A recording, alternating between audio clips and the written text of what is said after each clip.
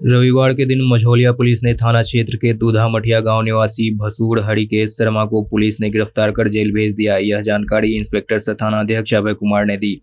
उन्होंने बताया कि थाना क्षेत्र के दूधा मठिया गांव निवासी शेषनाथ शर्मा की पत्नी थाना में आवेदन देकर अपने पति सहित 4 लोगों पर मारपीट व उत्पीड़न करने का मामला दर्ज कराया है, जिसका मझौलिया थाना कांड संख्या 506/23 दिनांक 26 जून 2023 धारा 498A 323 307 504 506 34 भारतीय दंड विधान के नामजद अभियुक्त पति शेषनाथ शर्मा भसूड़ हरिकेश शर्मा, दोनों पिता स्वर्गीय गोपाल शर्मा दयादीन तथा हरिकेश शर्मा के पुत्र सोनू कुमार शामिल हैं, जिसमें भसूड़ हरिकेश शर्मा को मझौलिया पुलिस ने गिरफ्तार कर जेल भेज दिया। बाकी अभियुक्तों की गिरफ्तारी के लिए पुलिस लगातार छापेमारी शुरू कर दी है। बहरहाल पुलिस मामले की गंभीरता को देखते हुए शेष अभियुक्तों की गिरफ्तारी के लिए छापेमारी शुरू कर दी है।